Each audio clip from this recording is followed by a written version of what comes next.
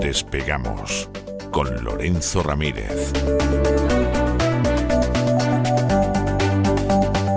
Corremos raudos y veloces hacia nuestro avión, atravesamos el umbral, nos tiramos en plancha sobre los asientos, nos abrochamos los cinturones,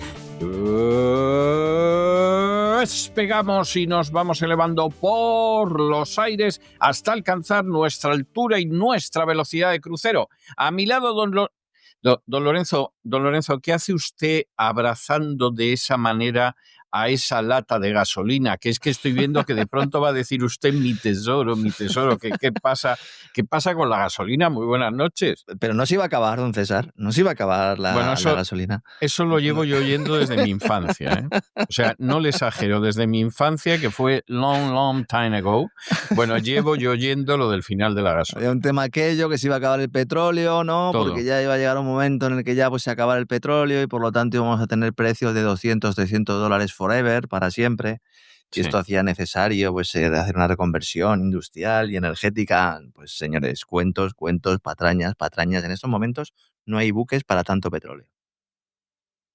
Los petroleros zarpan vacíos para llegar cuanto antes a las terminales de carga y los fletes de los buques que llevan crudo se han disparado de manera notable en semanas.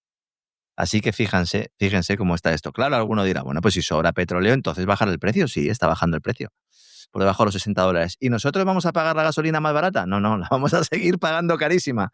Y de esto hablaremos en la última parte del programa y vamos a intentar explicar eso que sucede siempre en estos contextos, y es que al final acabamos siempre pagando los mismos, ¿no? Pagamos los mismos. Además, con novedades con respecto al atentado en Sydney, que están montando ya la película en tiempo real. Yo no sé, esto parece una novela, además una novela mala, con un argumento bastante malo. Ahora nos dicen que los autores del atentado en Sydney no eran del Estado Islámico, es decir, no eran del ISIS, pero se inspiraron. Anda, se inspiraron. Toma ya.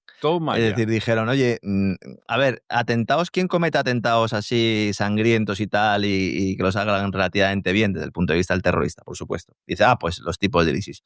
Pues entonces vamos a inspirarnos en el ISIS. Eso. Muy ¿Y esto bien. cómo se hace? Dice, bueno, ¿hay algún cursillo, hay algún máster en terrorismo? Dice, bueno, por lo visto, esto es la primera noticia que tengo yo, pero es lo que está diciendo ahora mismo las autoridades australianas, resulta que en Filipinas hay una delegación del ISIS donde, bueno, pues allí tienen activos una serie de campamentos. Esto no hay ninguna prueba, evidentemente, que lo sostenga, no hay ningún informe ni siquiera manipulado que indique que esto es así, pero esto es como cuando María Corina Machado nos decía que los de Hezbollah estaban en Venezuela, o los de Hamas que iban prácticamente estaban viviendo en Venezuela, estaban todo el día en las playas caribeñas. Pues ahora nos montan una tesis. Como no se puede relacionar directamente a estos dos tipos con el ISIS, aunque ya hay algunos medios israelíes que están apuntando a una cierta conexión con Israel, veremos ya en el futuro si esa conexión se confirma o no, pues la idea es vendernos que es un atentado del ISIS. Claro, esto le pilla con el pie cambiado a algunos que ya estaban intentando sostener la idea de que, bueno, pues era un movimiento o era un atentado cometido ya no por terroristas islamistas con un enfoque más religioso, sino con un enfoque ideológico desde el punto de vista del retorno del terrorismo de izquierdas, que es algo que la administración Trump pues intenta hacernos convencer con todo el tema Antifa a raíz del asesinato de Charlie Kirk, y a Milei, Que no hay quien se crea que lo mataron las izquierdas a Charlie Kirk. Claro que no. Ya lo desmontamos en el gran reseteo, precisamente, y ustedes en sus editoriales, pero a donde voy, a la idea que voy es que, claro, como algunos le cogen con el pie cambiado y solo les invitan a cenar cada 2 o 3 meses en la mesa de los mayores, pues se quedan con el mensaje y luego lo repiten como loros. Y en este caso ha sido Milei el que ha atribuido el atentado de Australia, abro comillas, a las ideas woke, izquierdistas y anticapitalistas. Dice, diga, ¿es que sabe Milei algo del atentado que nosotros no? César, ¿habla con algún rabino o algo? ¿Tiene algo de información que los dos no tenemos? Claro, yo no sé, yo sinceramente se lo digo, yo no creo que le den mucha información, ¿eh? Bueno, más allá de la información para que él vaya como el burro del ronzal, ¿eh? O sea, se lo digo sinceramente. Decía en sus redes sociales que a la luz de estos horrendos atentados perpetrados por terroristas islamistas, decía él en Australia, yo no sé de dónde se ha sacado lo de que son islamistas, dice que hoy vamos a ver un montón de personajes de la política y de los medios expresar sus condolencias y pésames sin tener consideración alguna por el hecho de que ellos, en este caso los periodistas y personajes de la política, son los mismos personajes que promueven las ideas woke, izquierdistas, anticapitalistas que conducen a estos resultados. Que me expliquen a mí qué tiene que ver el terrorismo yihadista suní con las ideas woke. Bueno, pues a lo mejor es que les pagan los mismos y obtienen financiación de las mismas entidades financieras, las mismas que te están prestando a ti el dinero, Milei, Javier. Son los mismos. O sea, si quieres buscar una conexión entre movimientos woke y terrorismo islamista, pues eso llamas a Jamie Dimon, JP Morgan, y eso te lo cuenta en 5 minutos. O si no quieres llamarle, porque a lo mejor no te coge el teléfono, porque Jamie es un tipo ocupado, puedes hablar con cualquiera de los miembros de tu gabinete económico que todos han trabajado en JP Morgan y seguramente te lo expliquen. Porque a lo mejor es que tú no lo sabes, Javier, pues no te preocupes. Igual que a lo mejor tampoco sabes que se están utilizando ahora empresas de cripto, empresas de stablecoins, para empezar ya a comprar el agro argentino. Tether, la gran empresa Tether, que son los que están, los grandes gigantes de las stablecoins, que es una cosa, una historia que está a medio camino entre la divisa digital de banca central y el sistema tradicional, las stablecoins, dólar digital, pero no emitido por la Reserva Federal, sino por esta empresa, Tether. No le está yendo tan bien, que han decidido empezar la compra de Argentina usando estas stablecoins. Esta empresa, creadora de la principal criptomoneda stablecoin del mundo, ha hecho una oferta para adquirir al gigante del campo argentino Adecoagro. Esta oferta la hizo ya el pasado 18 de febrero, hace ya bastante tiempo, pero está aumentando su presencia en Argentina y la compañía cripto ha comenzado a comprar acciones de otra empresa argentina que se llama Bioceres, que desarrolla soluciones biotecnológicas para el sector agropecuario. Es decir, están comprando el agro argentino, que es uno de los principales elementos atractivos que tiene Argentina desde un punto de vista económico para países y para los capitales extranjeros. Alguno dirá, bueno, ¿esto de Tether qué es? Bueno, Tether, esto se escribe Tether, por si alguien quiere mirarlo. Es una empresa que lo que hace es crear monedas, criptomonedas, diseñadas para mantener un valor estable al estar respaldadas por activos tradicionales como el dólar estadounidense. Entonces, su moneda más conocida, que están utilizando para estas compras, es el USDT, el Tether US, el dólar de Tether, para que nos entendamos, que es la stablecoin más utilizada del mundo y que tiene una capitalización de mercado, bueno, va camino de 200.000 millones de dólares. Sería la tercera cripto más grande detrás de Bitcoin y de Ethereum. El consejero delegado es un italiano. Es un italiano. Bien. ¿Estos qué hacen? Fíjense cómo viene la colonización cripto, no de la mano de Bitcoin, ni de la mano de una divisa digital de banca central, sino de una empresa que emite monedas que equivalen al dólar. Ellos emiten estas monedas con la promesa de que cada token está respaldado uno a uno por reservas de activos en dólares o equivalentes. ¿Qué son los equivalentes? Deuda pública de Estados Unidos. Entonces, por cada unidad en circulación hay un dólar teóricamente en las reservas de la empresa. De tal manera que se respalda. ¿Qué han hecho esta gente? Pues han ido diversificando su cartera, han ido diversificando su oferta, han lanzado también versiones vinculadas al euro, al yuan chino offshore y sobre todo al oro en los últimos tiempos. ¿Cuál es el problema? Que nadie sabe realmente si esta gente tiene o no los dólares que promete tener en sus reservas. No lo sabemos.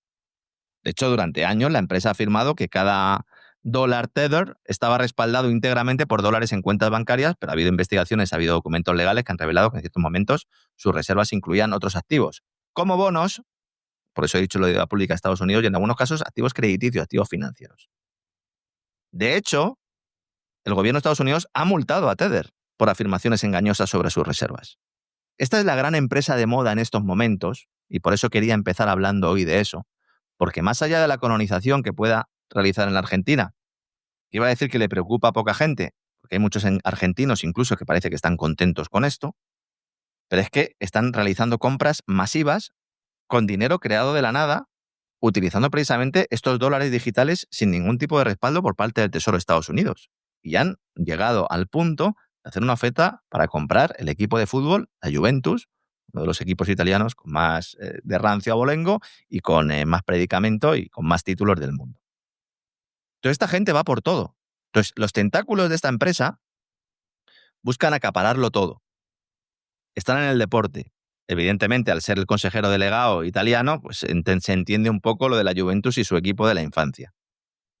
Pero es que he entrado, y esto no lo sabía, resulta que Teder ya tiene el 11% de la Juventus.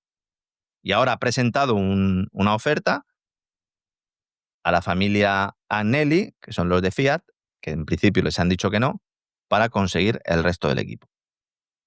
Esto, insisto, es dinero creado de la nada, respaldado por compras de dólares. ¿Dónde está el negocio? Bueno, pues el negocio solo puede estar en que no tengas las reservas que dices tener. Porque si no, ¿por qué no lo estás comprando en dólares? ¿Por qué lo estás comprando en tu propia divisa?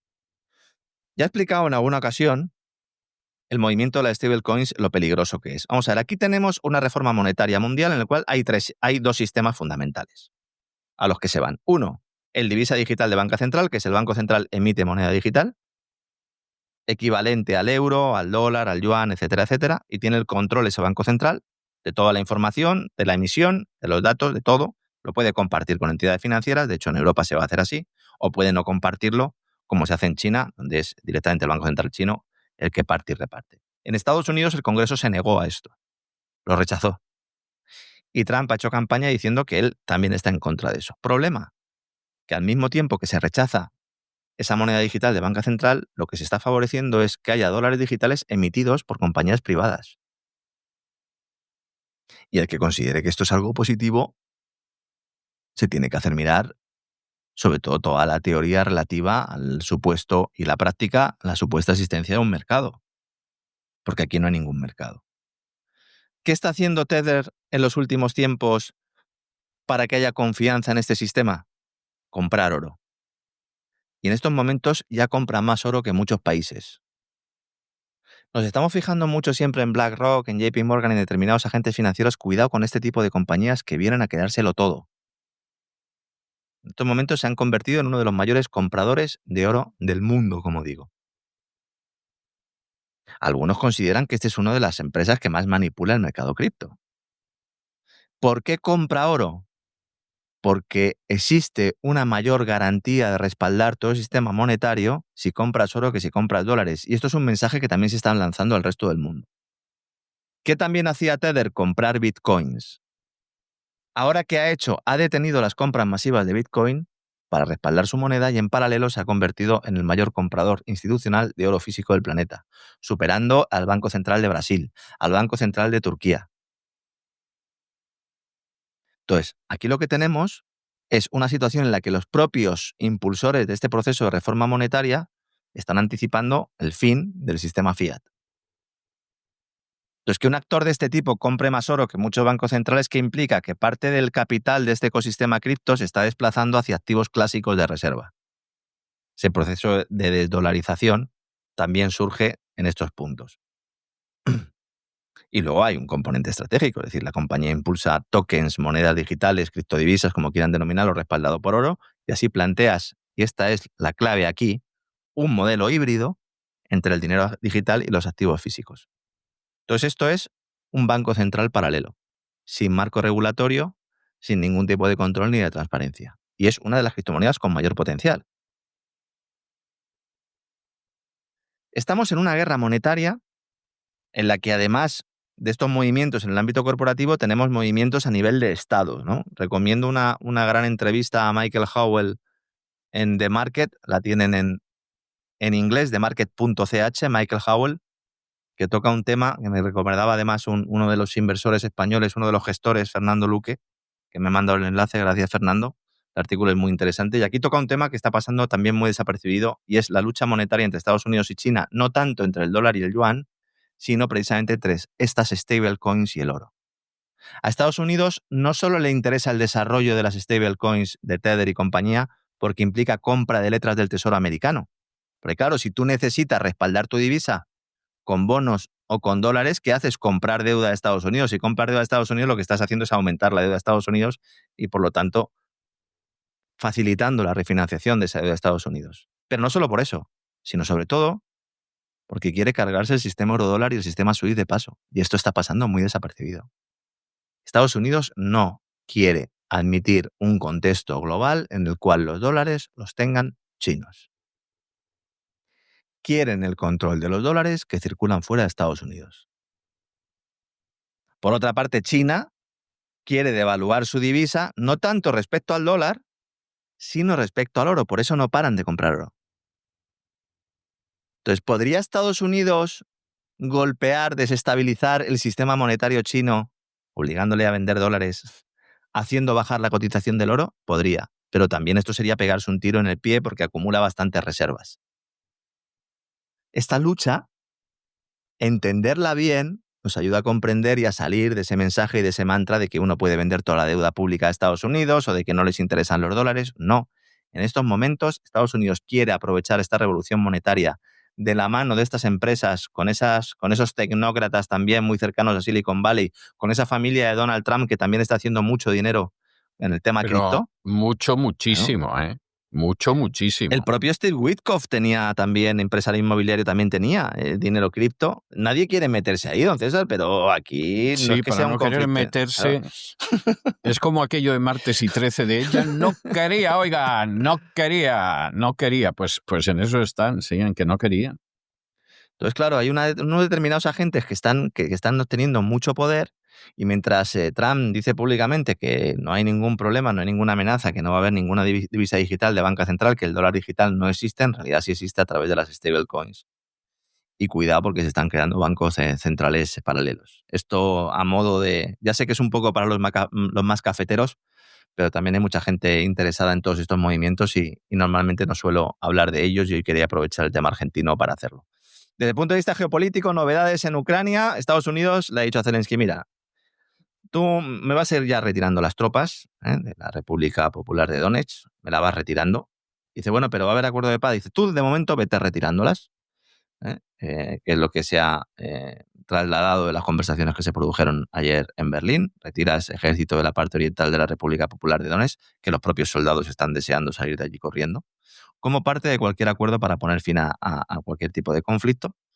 Y entonces Kiev ha dicho que sí, pero que quiere que haya más conversaciones.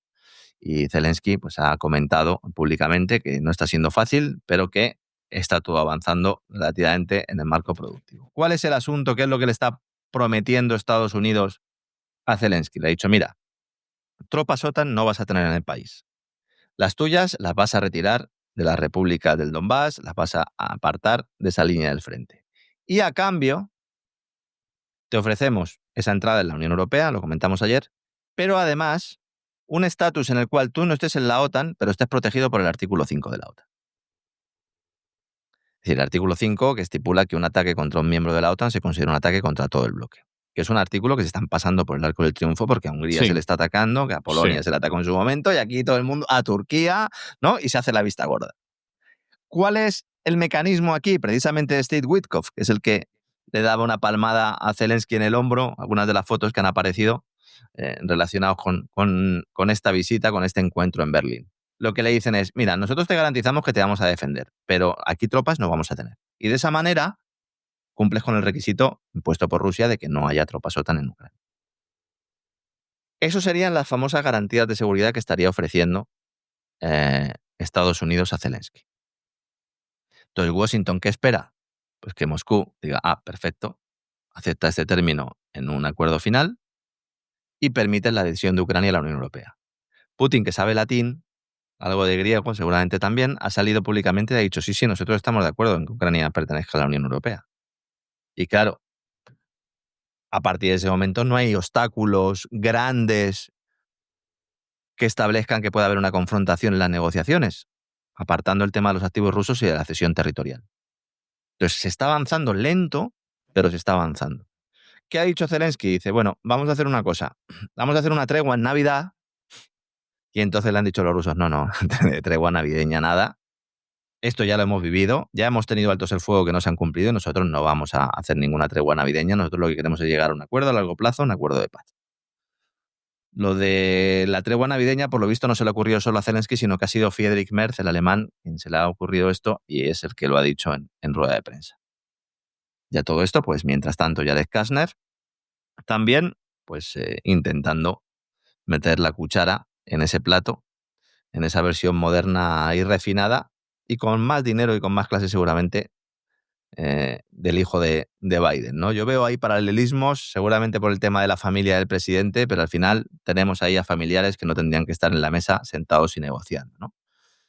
Además, con intereses en la red energética ucraniana, que Además, ha sido el centro neurálgico, ¿verdad?, de toda esa red de corrupción.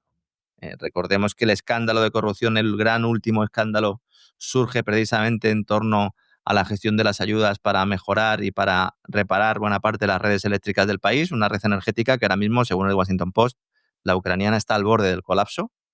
Desde octubre, una serie de ataques con drones y misiles ha ido afectando gravemente esa infraestructura energética del país. Hay cortes de luz recurrentes. Bueno, pues evidentemente aquí lo que tenemos una vez más es presión por parte de Kiev, que en esta última parte de la negociación está apretando. Claro, con una circunstancia, como decía antes, aquí es donde estaban robando los ucranianos. Entonces, claro, si no hubieran robado, se hubiera podido contrarrestar en parte esos ataques, se hubiera podido garantizar la seguridad de ese sistema eléctrico, seguramente. Pero estamos hablando de algo que no ha sucedido. Y en Alemania, si hablábamos ayer de los problemas de los bancos de Estados Unidos y decíamos que había una crisis financiera ahí oculta, tapada, en Alemania empieza también a ver la luz, sobre todo a medida que los acreedores se enfrentan a las ruinas de la mayor crisis inmobiliaria desde la crisis financiera.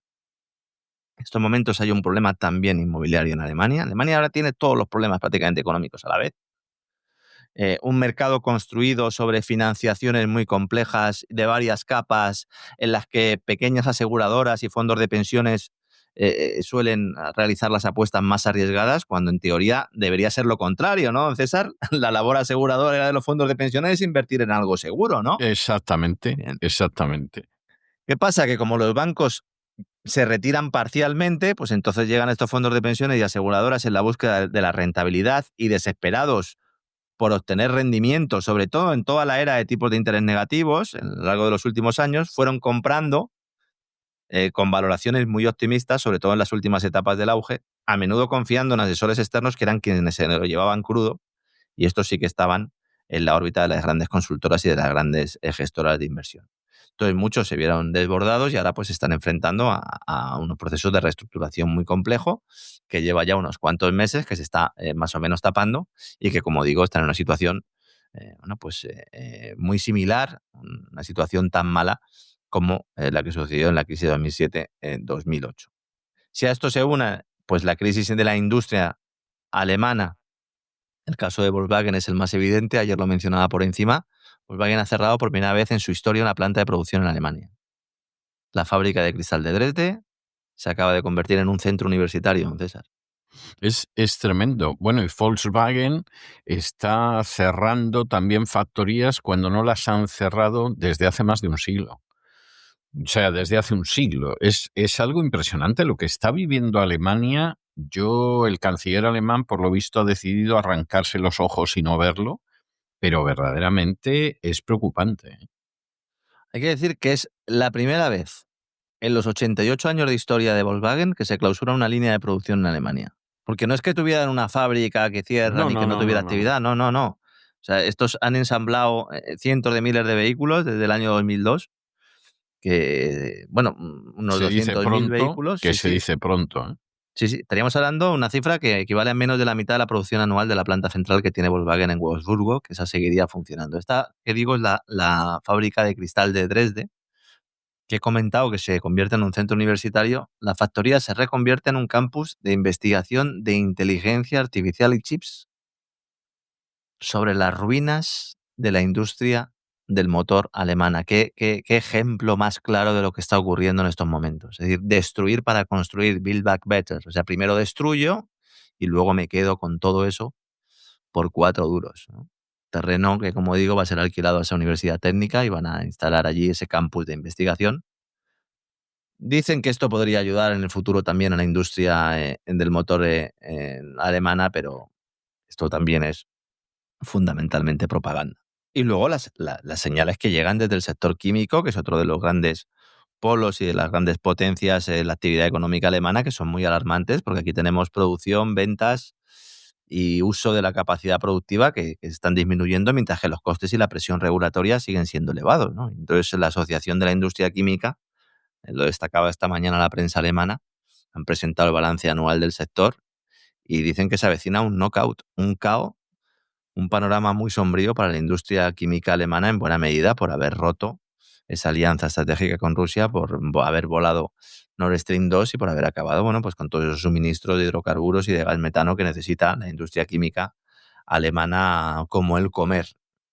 Sí, es que, como decía el Guerra, no don Alfonso, el vicepresidente del gobierno, sino el torero, lo que no puede ser, no puede ser, y además imposible. Es que, Y eso es lo que pasa. a ver, ya no es solo que haya destrucciones de determinados sectores, es que todo esto se lleva a sociedades completas. Es decir, para que nos entiendan todos nuestros amigos, sobre todo los que viven en Estados Unidos. Es decir, esa situación que vivió Detroit con el hundimiento, ¿verdad?, de la actividad industrial del motor de Estados Unidos, que se convirtió prácticamente, bueno, pues una ciudad que parecía una ciudad fantasma, ¿no? Acabaron muchos promotores de música electrónica yendo a Detroit precisamente por esa sensación de destrucción que había, a montar ahí raves y a montar ahí discotecas, y el auge del techno de Detroit precisamente fue sobre las cenizas de esa industria del motor, ¿no? No, pues en el caso de Alemania hay emplazamientos tradicionales que sin la industria química no pueden sobrevivir. Y tenemos a gigantes como BASF trasladando parte de su producción al extranjero, Baker Chemi anunciando la supresión de 1.500 puestos de trabajo. Hay zonas muy importantes de Alemania, Ludwigshafen y Brunsbüttel, donde más de una cuarta parte de las máquinas están paradas. Ahora mismo, a pesar del desastre, la capacidad productiva, el uso de la capacidad productiva está en el 70%. El problema es que para salir de la zona de pérdida, es decir, para ganar dinero, necesitas que esté el 82% de capacidad productiva. Y lo que está diciendo la patronal es, no, si vamos a ir reduciendo la capacidad, no la vamos a aumentar. ¿Por qué? Primero, ellos dicen débil coyuntura industrial, bueno, problema de la industria alemana. Esto reduce la demanda de productos químicos, especialmente sectores importantes que se ven arrastrados como el automovilístico o el de la construcción, que son los tres que estamos mencionando hoy. Construcción al principio, cuando he hablado del tema de la crisis inmobiliaria, sobre todo edificios de oficinas, el sector del motor, también alimentado o golpeado por esa fiebre de la electrificación, que ahora se intenta dar marcha atrás, pero a lo mejor es demasiado tarde, y luego, bueno, pues ese hundimiento industrial derivado de esa ruptura de la alianza energética con Rusia. Entonces, cuando se critica a Merkel y se dice, a Merkel se le puede criticar por muchas cosas, pero precisamente por establecer una alianza energética con Rusia no, porque eso le permitió tener un balón de oxígeno. Otra cosa es que luego no lo utilizará para poder haber sacado adelante determinadas reformas y que en último término pues ella estuviera también dentro de la conspiración para hacer que Minsk se quedara siempre en agua mojada o en agua de borrajas, ¿no? Entonces, claro, de repente dicen, no, es que la invasión rusa de Ucrania ha provocado una explosión de costes. No, la invasión rusa de Ucrania no. Es lo que vino después. Esto es como lo de la pandemia. Es que la pandemia generó... No, fue la gran reclusión lo que generó los problemas. Exactamente. Y ahora mismo, pues, o sea, que el gas y la electricidad sean muchísimo más caros en Alemania que en Estados Unidos o que en cualquier país de Asia, pues esto es algo que hace 10, 20, 30 años no se podía plantear nadie. Estaba Estados Unidos invadiendo países para conseguir hidrocarburos, que teníamos una Alemania que era, bueno, potencia nuclear y que después del desastre de Fukushima pues deciden cambiarlo todo. Bueno, llegan a un acuerdo con el gas ruso, ahora tampoco tienen el gas ruso y si a todo esto le sumas unas normas climáticas muy estrictas y unos largos procesos de autorización que luego se rebajan cuando esas normas se aplican a compañías estadounidenses, pues no va a sobrevivir la industria química alemana. Y en este contexto, ¿qué se está produciendo? Y esto es muy fuerte, señores. Se está yendo la gente de Alemania. Por primera vez. Es que esto es algo increíble. O sea, esto es como si usted me dijera que en España el aceite de oliva se ha puesto carísimo. O sea, en ese plan, o sea, ¿Qué ha pasado? ¿Qué ha pasado? Esto hay gente que pensaría que son señales de la inminencia del fin del mundo. O sea, es que de verdad que estas cosas no entran en cabeza humana. Por primera vez desde el año 2008, el número de personas que se van de Alemania supera el de quienes entran en el país. En 2024, 270.000 alemanes emigraron, estamos hablando en neto, emigraron Sí. frente a los 190.000 que regresaron. Migración neta de 80.000 personas. ¿Quiénes están yendo?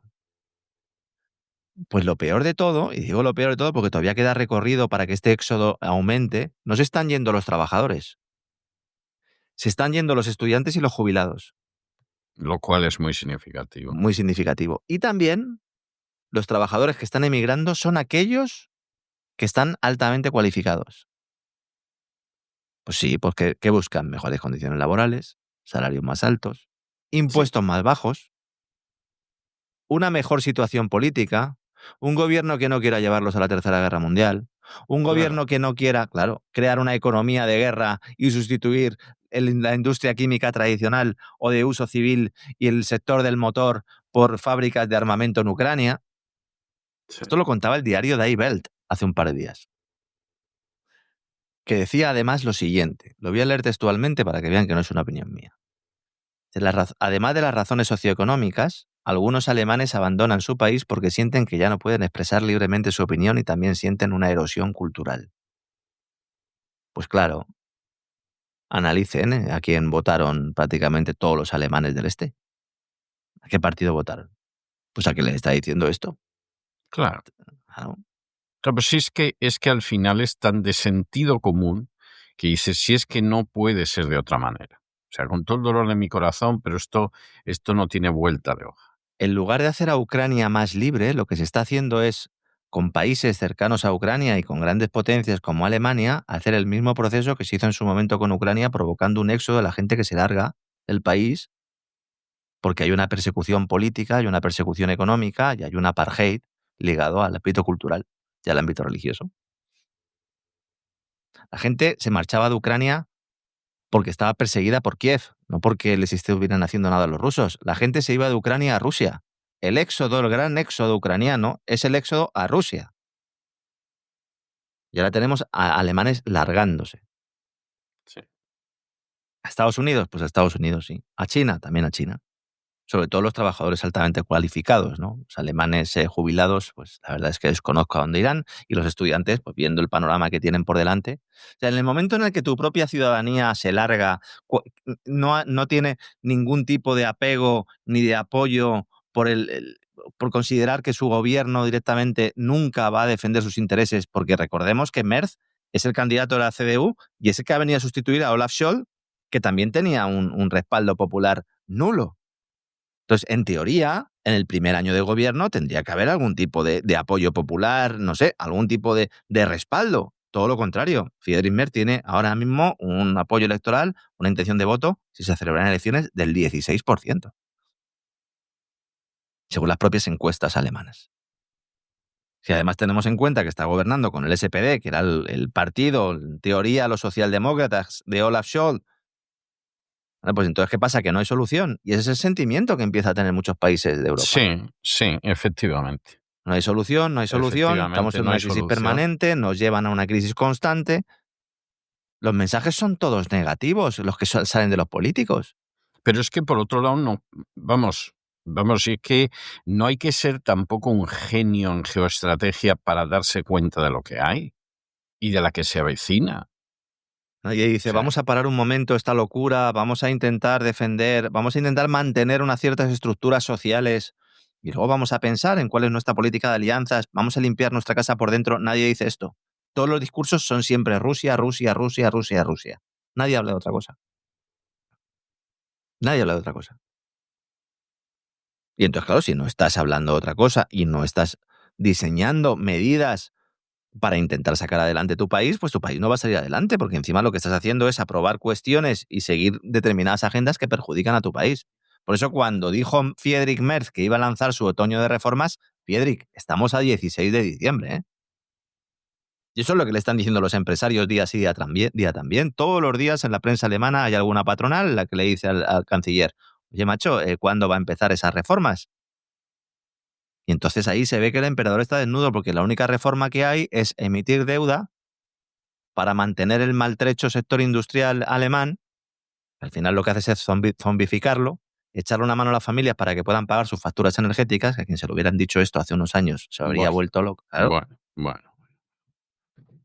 Nos decían, no, es que Rusia de vez en cuando le corta el gas a Alemania y hay hogares alemanes que no se pueden calentar. Esto no lo decían, don César, recuerde usted. Sí, me No, pues acuerdo perfectamente cuando lo decían y ya estamos viendo que es un cuento chino. Claro, ahora sí que no hay gas para calentarse. Ahora es cuando no hay. Y luego, si nos vamos a Francia, cuidado, ¿eh? Lo comentaban ustedes hoy en el boletín, ¿verdad? Hablaban de la revuelta de los agricultores franceses. Sí. Bueno, los agricultores franceses que están en pie de guerra en este momento, además, contra la normativa que obliga, bueno, lo han comentado ustedes, ¿no?, a sacrificar esos rebaños bovinos en los que se detecte algún caso de esa enfermedad, la dermatosis nodular, pero que también están denunciando ese acuerdo de libre comercio con Mercosur, por temor a la llegada de productos del continente americano más baratos gracias a unas normas menos estrictas que las europeas. ¿Por qué Francia rechaza Mercosur pero da luz verde a que Marruecos haga exactamente lo mismo? Porque, ¿qué diferencia hay, señores? Es más, voy a ir más allá.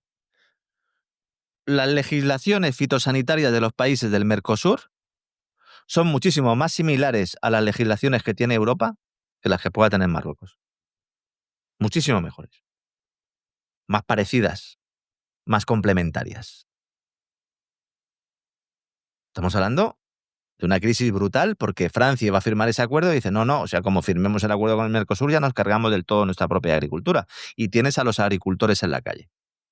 Francia no dice que no se vaya a firmar el acuerdo con Mercosur, dice que se aplace la firma hasta que lo puedan meter con vaselina. Claro. Dice, bueno, ¿en qué beneficia a Francia, en qué beneficia un pacto comercial con el Mercosur? ¿Puede beneficiar al consumidor francés? Sí, al consumidor sí. ¿A la agricultura francesa? No, a la agricultura francesa lo que hace es perjudicarla en esencia. Sí. Totalmente, vamos. Luego, el tema de la deuda, discusión. el tema de la deuda de las empresas, porque se habla siempre de la deuda pública, yo también lo hago. Ponemos el foco en la deuda de las instituciones públicas y la crisis de deuda que tienen las empresas privadas. El conjunto del sector privado francés tiene una deuda que supera el 276% del Producto Interior Bruto. En el momento de la crisis financiera era del 235%, ahora es del 276%. Mire, para poner en contexto estas cifras, España tiene la mitad. Estados Unidos tiene un 216%. En el caso de Estados Unidos es más normal que haya un gran endeudamiento de las grandes compañías porque son multinacionales. Claro, el tamaño de las empresas norteamericanas no tiene nada que ver con el de las francesas. Y luego en Japón es el país más endeudado del planeta, ahí sí que también es inferior a la tasa francesa. Entonces, la gran bomba financiera que puede estallar en Europa está en Francia. Francia vive un ciclo autodestructivo de déficit, de caos político. No tiene presupuestos. No son capaces de sacar adelante los recortes vía ajustes fiscales porque tiene a la población ya en armas. Se han tumbado varios presupuestos. Les han rebajado la calificación a los bonos. Todo esto ha llevado a una deuda sobre el Producto Interior Bruto inmenso. Pero el problema, insisto, es el de las entidades privadas. Claro. Porque si unimos deuda pública y privada en Francia, la deuda alcanza el 389% del Producto Interior Bruto. Es 4 veces el Producto Interior Bruto. Entonces, la crisis de deuda de Francia no es solo un problema de deuda pública, sino sobre todo de privada. ¿Y cómo ha llegado ahí? Pues ahí tenemos muchas cosas. Tenemos un cóctel de envejecimiento, baja productividad, crisis en la industria, crisis agrícola, un gasto que ha ido creciendo y que ha resultado incontenible desde la política y que al final ha hecho que las empresas dejen de facilitar servicios, bienes y servicios a un precio asequible y que hayan vivido del presupuesto y que hayan acabado endeudándose y emitiendo deuda no para realizar nuevas inversiones, sino para sobrevivir. Este es el resultado de la deudocracia.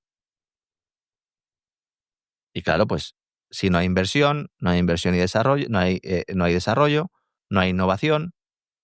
Y luego cuando llegan los grandes temas y hay que competir la inteligencia artificial, hay que competir en el sector energético, en el sector sanitario, pues realmente no tenemos nada que ofrecer, solo anunciar emisiones de deuda, que es lo otro que está en la Unión Europea. Lo que hiela la sangre en las venas es pensar que ante una situación de ese tipo, esta gente esté dispuesta a arrastrar a Europa a una guerra mundial para ocultar la situación financiera piojosa en que está viviendo la Unión Europea. Es que da escalofríos. Esta es la gran idea que yo de alguna manera quería expresar, porque es verdad que muchos días pues, estamos comentando las noticias y hay mucha gente que no llega a comprender realmente y dicen, bueno, pero ¿por qué ese mensaje constante por parte de los grandes países o de los grandes gobernantes europeos de que hay que ir a una economía de guerra? Porque no tienen otra solución sobre la mesa. Hemos llegado a una ratonera de la cual solo son capaces de ofrecer soluciones desde el punto de vista de entrar en guerra para que haya una economía de guerra, que se justifique la emisión de bonos de guerra. En una guerra que de momento es ficticia, me refiero a la de Europa contra Rusia, o al menos es una guerra de bajo nivel, una guerra híbrida, podríamos denominarlo, pero que se puede convertir en un enfrentamiento directo. Y en ese momento sucederá lo mismo que decía Bertrand Russell en sus memorias cuando recordaba lo que había pasado cuando estalló la Primera Guerra Mundial, que los grandes círculos de las élites británicas lo celebraron. Mientras el pueblo estaba asustado, estaba aterrorizado y le estaban enseñando a los niños cómo meterse debajo de los pupitres, en los grandes despachos, en los grandes salones de Londres, lo celebraban. Por eso hay que insistir tanto en esta idea. ¿Hay solución? Hay solución. ¿Se pueden hacer reformas económicas que puedan darle la vuelta a la tortilla? Son complicadas, pero se pueden hacer. ¿Hay voluntad? No. Entonces, si no hay voluntad, la única voluntad que hay es la de la guerra, la del enfrentamiento directo. Y esto que Putin lo sabe, lo que está haciendo es, bueno, vosotros seguís suicidándoos. ¿Alguna vez lo ha dicho él? Dice, no, si a mí no me preocupa la Unión Europea se está suicidando. ¿Que quieren ustedes meter a Ucrania en la Unión Europea? Vale, adelante, hagan ustedes lo que quieran. Cada uno tira su vida por el retrete como quiere. Pues nada, sigan ustedes adelante. Y en ese contexto es cuando Estados Unidos dice, no, vamos a ver. Aquí lo que se va a producir es una implosión de la Unión Europea tal como la concebimos. Vamos a conseguir que haya alguna serie de países que nos garanticen seguir teniendo el control del continente. Y es por ahí por donde va esa estrategia de seguridad nacional que ya hemos estado analizando los últimos días y que el sábado también pues estudiaremos un poco más a fondo. Una buena noticia, España lleva ante Europa, ante los tribunales europeos, a Hacienda. Estos tienen abogados, don César, casi más que inspectores, por no quitar el IVA a los autónomos que facturamos menos de 85.000 euros y me incluyo. España es el único país donde no se aplica esta medida. Señora Montero, usted no dice siempre que hay que seguir lo que diga Bruselas. Sí, bueno, hay que seguir lo que diga Bruselas en la medida en la que te permita robar más a los pobres infelices que viven en España. En la medida en que limite el saqueo y todo lo demás. Me gustaría pensar, don César, que esta denuncia que ha llevado a Bruselas la Federación Nacional de Asociaciones de Empresarios y Trabajadores Autónomos, ATA, me gustaría pensar que la denuncia la habrían interpuesto igual si hubiera un gobierno del Partido Popular. Pero no estoy yo tan seguro de eso, don César. Yo tampoco. Yo tampoco. Estamos aquí ante una batalla política más que otra cosa y eso es un poco lo triste, ¿no? Mi tocayo Lorenzo Amor, que es el responsable de la Federación Nacional de Asociaciones de Empresarios y Trabajadores Autónomos de ATA desde hace ya mucho tiempo. En alguna ocasión, pues, le ha molestado que llegue este comentario, pero es que en muchas ocasiones se ve el plumero. Y si queréis defender realmente a los autónomos, hay que defenderles bien y no solo cuando sea el gobierno del Partido Socialista el que nos mete el dedo en el ojo. Así que nada, un mensajito para las federaciones de autónomos. Y vamos a hablar ahora un poquito del petróleo, porque hay mucha gente que dice, bueno, pero yo voy a la gasolinera, Lorenzo, y yo todo esto que estás contando de que sobre el petróleo, yo no lo veo porque el precio es el que es, sí. Ascolta, nen, yo esto no lo veo. Sí. Vamos a ver, ¿por qué el desplome del precio del petróleo, que se ha desplomado, que está en torno a $60, no se ve en las gasolineras? Porque el crudo no entra en las refinerías. Ahora mismo el petróleo está en todos los sitios menos en las refinerías. Teníamos buques cisterna llenos y que en algunas ocasiones hacen viajes de vacío para recoger. En tierra hay algunos puntos con grandes almacenes y tanques, sobre todo como China. China está hasta arriba de petróleo, don César. Hasta arriba. Tienen los almacenes a tope. Entonces, la Agencia Internacional de la Energía están hablando de sobreoferta e incluso de superoferta. No, super sobreoferta, es lo que están denominando, ¿no? Se prevé que en los 2 primeros trimestres del año que viene sobren cada día 4 millones de barriles de crudo. La oferta supera en 4 millones a la demanda, si lo quieren decir así. Vicente Nieves escribió un artículo muy bueno en el diario El Economista, les recomiendo que lean a Vicente, porque además sobre política monetaria también realiza unos enfoques que comparto plenamente. Entonces, si se acumula el petróleo, pues entonces el petróleo puede sufrir una caída más intensa. Yo creo, y esto es una sensación, yo creo que la OPEP en algún momento va a tener que cerrar un poco el grifo con el beneplácito de Estados Unidos, porque aunque es verdad que en términos de inflación es muy conveniente que el petróleo se mantenga contenido y Trump es el primer interesado en ello, a partir de los $60 el barril, $55 el barril, ya hay explotaciones petrolíferas que no son rentables. Y si no son rentables, tienen problemas para obtener financiación y pueden arrastrar a muchas entidades financieras, a muchos bancos. Entonces, cuando va uno a la gasolinera, dice, oiga, yo esto no lo veo. Y esto no es porque la gasolinera, en algunos casos sí, pero en la mayoría no, créanme. No es porque la gasolinera diga, pues yo dejo el precio de antes y así me forro. No, señores. Esto es porque las refinerías se quedan con la mayor parte de la tarta. Porque no hay refinerías, porque en esa locura woke, en esa locura de la secta de la calentología, dijimos, no, refinerías no, si los hidrocarburos no van a hacer falta, si todo va a ser renovable. No, hidrocarburos no. Refinerías no hay que construir.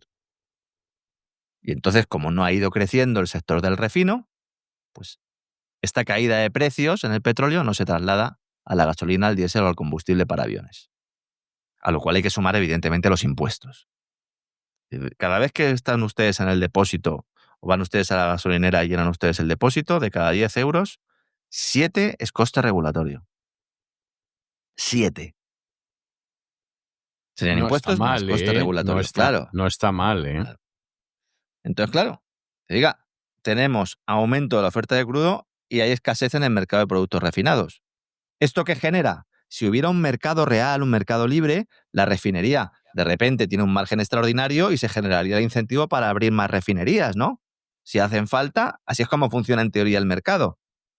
Problema que aquí en Occidente decimos, no, refinerías no. ¿Y qué están haciendo los chinos? Pues poner cada vez más refinerías. Y si China tiene cada vez más refinerías, también es capaz de influir en el precio deteniendo la producción de esas refinerías. Hemos dejado una vez más que nos coman la tostada. Entonces, cuando China ya va hasta arriba, pausa compra, se agotan cuotas de importación y entonces, pues esta escasez se vuelve más aguda todavía. Entonces, con el crudo desplomándose un 20% desde el verano, tenemos un precio de gasolina prácticamente igual desde entonces. Entonces, cuando nos hablan de mercado mundial de productos refinados, no es un mercado, porque si fuera un mercado realmente, insisto, lo que se haría sería fomentar e incentivar que se construyeran más refinerías. Es evidente, hay una actividad económica que tiene un margen en lugar del 2 o del 3%, del 5, del 10 o del 25%, pues lo normal sería abrir refinerías que además permitieran que este cuello de botella desapareciera. Y hay un elemento añadido. Como se ha estado diciendo a todo el planeta que los hidrocarburos estaban en retirada, que cada vez iba a haber menor demanda de hidrocarburos, este exceso de oferta se produce en un contexto de demanda real que es mucho mayor del esperado, con lo cual la escasez de producto refinado golpea aún más sobre el sector. Entonces ahora mismo hay una desconexión total porque los políticos, los empresarios han metido la mano donde no tenían. Hay una desconexión entre una oferta de crudo en expansión y unos mercados de productos de hidrocarburos muy estrechos. Y en estos momentos las refinerías están facturando justo como cuando empezó la guerra de Ucrania o cuando se produjo la intervención militar rusa en Ucrania. ¿Y dónde está el epicentro del problema? ¿Está en Oriente Medio? No. ¿Está en Asia? No. ¿En Estados Unidos? Tampoco. Está en Europa el epicentro de este estrés. ¿Por qué? Porque la prohibición sobre combustibles derivados del crudo ruso obliga a sustituir un flujo que aún representaba una parte relevante del equilibrio regional. Y ahora la Agencia Internacional de la Energía apunta a ello y anticipa que el continente va a depender cada vez más ¿de dónde? De cargamentos procedentes de Oriente Medio y de Asia, menos en este caso de Estados Unidos. Y esto implica costes más elevados, porque evidentemente está muy lejos, mayor competencia para suministros y riesgo real de cuellos de botella más amplios. Es decir, que en un entorno de hundimiento del precio del petróleo, la gasolina tiende a crecer. Una vez más, vemos como siempre que intentan meter la mano para orientar determinados movimientos en el ámbito corporativo, en el ámbito de servicios, como el suministro de petróleo, que es un servicio básico, pues al final generan tensiones que hacen que acabemos pagando más y que acaben, en este caso, no pagando justos por pecadores, porque aquí me parece que todos son pecadores y que hay muy poco justo en lo que sea. No, eso me parece a mí que es evidentísimo, vamos, no tiene la cosa mucha más vuelta de hoja. Pues muchísimas gracias por todo, don Lorenzo. Como siempre ha estado usted magnífico y nos encontramos mañana, Dios mediante. Mañana seguimos, don César. Un fuerte abrazo. Un fuerte abrazo, don Lorenzo.